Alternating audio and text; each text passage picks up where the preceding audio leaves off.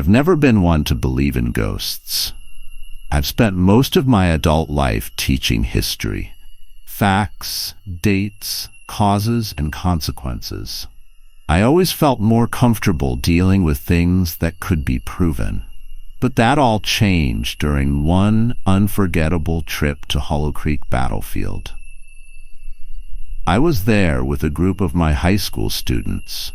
We had just finished a unit on 19th century conflicts, and I thought visiting the preserved grounds of Hollow Creek, one of the lesser-known but bloodiest sites of the old American skirmishes, would bring history to life. It certainly did, just not in the way I expected. We arrived late in the afternoon. The air was brisk, with the sun dipping behind the hills. The battlefield stretched out before us, quiet, solemn. The kind of silence that doesn't feel peaceful, but heavy. The students were full of energy, snapping photos, laughing, reading the bronze plaques, and asking questions about the old regiments that had fought there. I tried to focus on the lesson, pointing out historical landmarks, explaining tactics. But beneath my enthusiasm, I felt something off. A heaviness I couldn't quite explain. That sense of unease only grew stronger when we reached a narrow, sunken path known locally as Deadman's Hollow, a trench-like lane where hundreds of soldiers had once lost their lives in a single morning. The students grew quieter. The temperature dropped a few degrees. Even the light seemed to dim. I was in the middle of explaining a key part of the battle when I heard something. A scream. Faint and distant, like a whisper on the wind. I froze mid-sentence. My students stared at me, puzzled. They hadn't heard it. I scanned the trees lining the path, the tall grass swaying slightly in the breeze. But no one was there. I tried to shake it off. Maybe my mind was playing tricks on me. But when I looked back at my students, I noticed some of them turning, looking behind them. One girl even stepped away from the trees, her face pale. We continued down the hollow, but the atmosphere had shifted. It was as if the earth itself held its breath. I tried to keep the lesson going. Light jokes, interesting facts, but even I could hear how forced my voice sounded. Then another scream, closer this time. I turned quickly, expecting to see someone running through the trees. But again, there was nothing, just emptiness. That's when I saw him. At the edge of the field, half shrouded by fog, stood a man. He wore old-fashioned clothing, something out of the mid-1800s, and stood perfectly still, his face hidden in shadow. The students saw him too. A few gasped. One started crying softly. I told them to keep walking. "Don't stop, don't look back," I said as calmly as I could. But I couldn't help it. I looked again. The man hadn't moved. Not even slightly. When we finally reached the visitor center, the shift in energy was immediate. Warmth, light, people. But my mind was still stuck on that figure. I kept telling myself it was a reenactor, a local volunteer, something logical. But deep down, I knew better. Later that night, back at the hotel, sleep refused to come. I lay in bed, staring at the ceiling, haunted by that scream and the motionless man in the fog. I kept replaying it, looking for explanations, but there were none. The next morning, we returned to the battlefield for our final session. As we pulled up, I noticed the fog had rolled in thick, thicker than the day before. It blanketed the entire field, making it feel like twilight even though the sun was high. We retraced our steps toward Deadman's Hollow. This time the dread hit me before we even stepped onto the path. The silence was heavier than before. The fog muted everything. Our footsteps, our voices. Even the birds seemed to have left. When we reached the old marker, the tension was unbearable. It no longer felt like we were on a field trip. It felt like we were intruding. and then another scream. So close it made several students jump. One girl dropped her phone. I turned around, trying to locate the source. But there was only fog. Endless fog. I tried to keep the group calm, but it was clear everyone felt it. The fear, the weight, the wrongness of the place. "Let's move," I said, trying to sound confident. We walked quickly, our footsteps muffled on the damp earth. I kept glancing over my shoulder, certain something was behind us, watching. And then we reached the edge of the hollow. That's when I saw it again. The same man from before, this time facing away from us, still unmoving. His presence wasn't just eerie, it was commanding. The fog seemed to swirl around him, never quite touching him. I told the students to stay back, but I couldn't look away. And that's when more of them appeared. Figures, dozens of them, emerging silently from the fog behind the first man. All still, all facing the same direction, their features obscured, their clothing tattered and old. They didn't move, didn't speak, but they were there, an army of the lost, frozen in time. I couldn't breathe. I couldn't think. Then, one final scream, louder, sharper, and this time, it came from one of them. My legs finally gave way, and I stumbled back. The fog grew thicker, pressing in. My students were whispering, some crying. I heard one of them call my name, but it sounded distant, like I was underwater.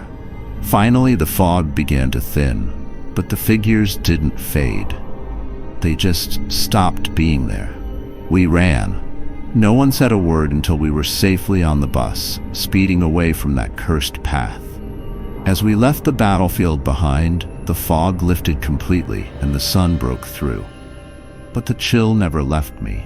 Even now, years later, I remember it all in vivid detail.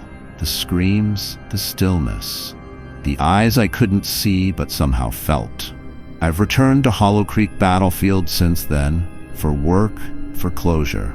But I've never set foot near Deadman's Hollow again, because some places aren't just haunted by memory. Some are still alive with what was left behind. If you enjoyed this story, be sure to like, share, and subscribe. I never gave much thought to the supernatural until that trip to Echo Ridge Canyon. It was supposed to be a regular senior trip. Nothing special. Just a chance to soak in one of nature's wonders, go hiking, and make some memories before graduation. The sky was clear, and the sun beamed overhead as we made our way along the South Bluff Trail. The canyon opened before us, an endless sprawl of jagged red cliffs, winding paths, and deep chasms that made you feel tiny in comparison. We were a group of around 30 students, along with a few teachers and chaperones. Everyone was buzzing with excitement, trying to play it cool, but deep down, we all knew this was a once-in-a-lifetime experience. Miles, the quiet kid in our grade who rarely spoke unless spoken to, stuck out that day for one reason. He looked uneasy. While the rest of us were caught up in selfies and sightseeing, he kept glancing nervously at the canyon edges like something unseen was waiting. About an hour into the hike, he tugged at my sleeve and whispered, "Something feels wrong." I thought he was just overwhelmed by the height or heat. "Come on," I told him, trying to be reassuring. "It's just a walk." But he wouldn't budge. His eyes kept scanning the walls and shadows like he expected something to jump out. In the end, he asked to stay behind at one of the rest spots while we continued. Our teacher gave him permission, and no one really questioned it. That was the last time anyone saw him. About 30 minutes later, we reached a small overlook, perfect for pictures. But when we looked around, Miles wasn't there. We called his name, half laughing at first, thinking he had taken a shortcut or gotten ahead of us. But there was no response. The laughter faded quickly. There was no trace of him. The teachers organized a search, splitting us into small groups. I went with my best friend Jace, and we doubled back along a narrow side trail, calling Miles's name. The deeper we went, the more the canyon felt off. The air was still. The silence, too complete. Then we saw them. Footprints. Fresh ones, deep, heading off the path toward a narrow ravine. But they weren't like ours. They were spaced differently. Too perfect, almost intentional. They didn't match any boots from our group. They led to the edge of a drop, and then nothing. Just stopped. Jace stared. Dude, where did he go? I couldn't answer.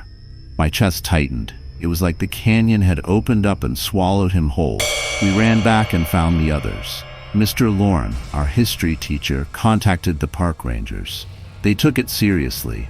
Too seriously. Like this wasn't the first time. Their voices were low, their eyes watchful.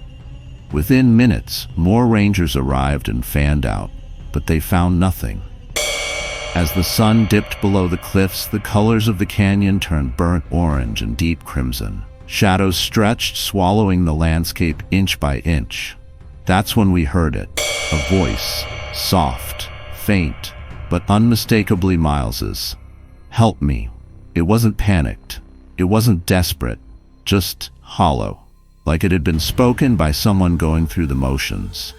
Everyone stopped, even the rangers. One called out, "Miles?" But the voice didn't reply. It just hung there for a moment before fading into silence. The rangers glanced at one another, nervous. One of them muttered, "That's not right." We were ushered back to the visitor center. By now, the canyon no longer felt majestic. It felt like a trap. The vast silence, the cold creeping into the air, it all pressed down on us. I stayed near the windows, staring into the growing darkness, unable to shake the feeling that we weren't alone. Around midnight, it happened again. The voice helped me.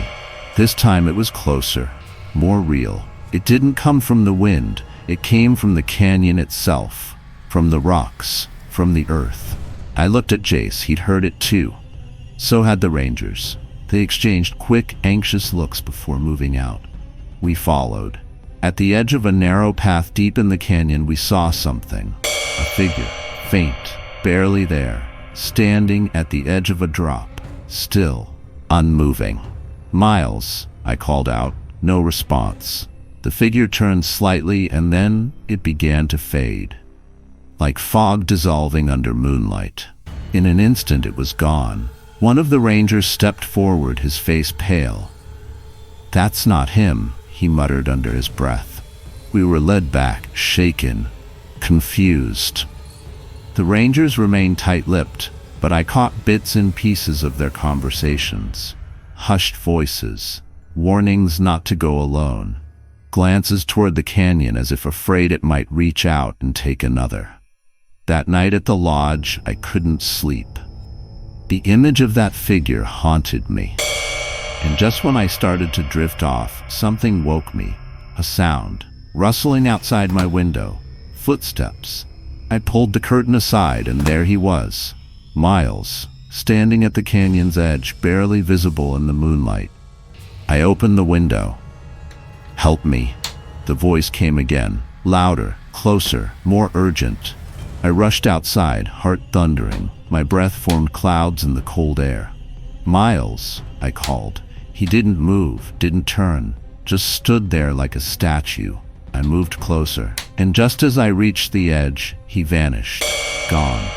I stumbled back, shaken, terrified. Something wasn't right. Something isn't right. Miles didn't just disappear. He's out there, somewhere. And whatever is mimicking his voice, it's not done with us yet. Back in 7th grade, our class took an end-of-year field trip to a local aquarium about 20 minutes from school. It was called Blue Haven Marine Life Center. nestled just outside our little hometown of Red Ridge, Tennessee. A quiet mountain town where the scenery is mostly winding roads, thick woods, and endless hills. Our science teacher, Mr. Landon, was assigned as the chaperone for our group. Unlike the other teachers who acted like drill sergeants, Mr. Hess, Landon had more of a whatever happens, happens attitude. At first, that seemed awesome. No lectures, no checking in every 5 minutes. But that same laid-back energy is exactly what made it easy for me and my best friend Drew to slip away from the main group while we were still in the aquarium's front lobby. We weren't trying to cause trouble. We just didn't want to waste time waiting for the others to catch up. Since the aquarium was closed to the public that day and reserved just for school trips, it felt like we had the place to ourselves. As we made our way through the dim walkways, lit only by the soft glow of fish tanks, it felt kind of magical. Giant tanks lined the walls, filled with exotic fish and marine creatures. We joked around, pointing out Nemo and Dory lookalikes from the movie, just being typical kids. That's when we heard someone behind us say, "Hey!" It wasn't playful. It was sharp and commanding. We turned and saw a guy, probably in his 30s, wearing cargo shorts and a green t-shirt. He didn't look like staff, but he spoke like he was in charge. "You boys with the school group?" he asked. I hesitated, but Drew immediately nodded and said, "Yeah." "Come with me," the guy ordered. Now, we assumed he worked at the aquarium, maybe security or maintenance or something.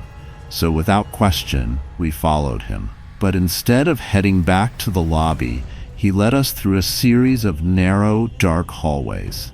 We passed restrooms, janitor closets, and a few red exit signs before stopping at a door that led outside.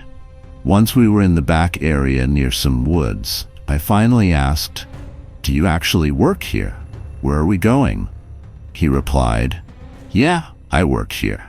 I've got to take you around to the front entrance to get you back inside." At the time, that answer didn't sound completely ridiculous. But looking back, it makes no sense at all.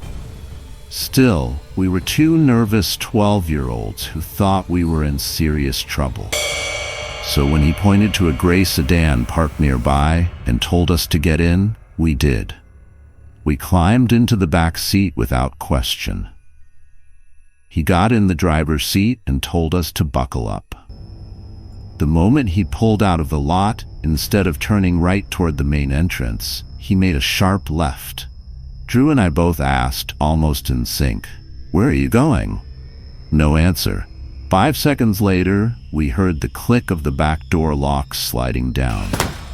Then, without looking back, he said in a low, cold voice, "If either of you tries anything, I'll kill you."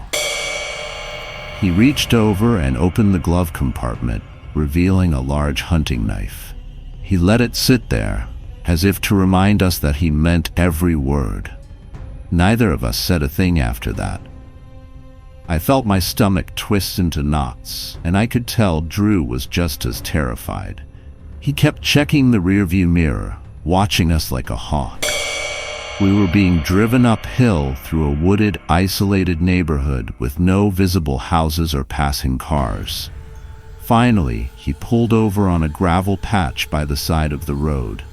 Trees surrounded us, and there wasn't a soul in sight. He got out of the car, still holding the knife, and walked around to my side. "Out," he ordered, motioning with the blade. I stepped out slowly, and he leaned toward Drew's window. "If you want your friend to come back alive," he said, "you'll stay right here." That's when I knew we were in real danger. My pulse was pounding.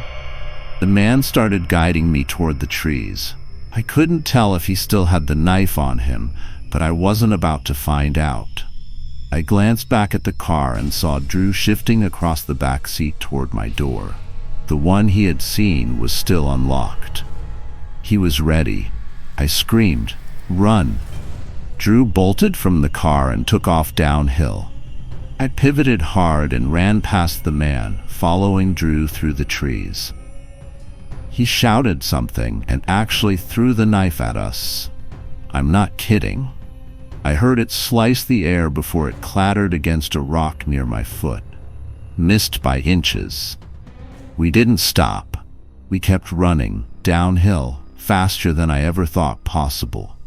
Eventually, we reached a road, and somehow, don't ask me how, we made it back to the aquarium before an hour had passed. We snuck back into the building through a side door that one of the staff had left cracked open. We rejoined the rest of the group, and no one, not even Mr. Landon, noticed we'd been gone. We never told a single adult. What were we supposed to say? That we wandered off and got into a stranger's car? That we could have been kidnapped? Or worse? Even now, years later, Drew and I still talk about it sometimes. We've wondered what that man really planned to do, but the truth is, we already know. We just don't like to say it out loud. And we definitely don't like to think about how close we came.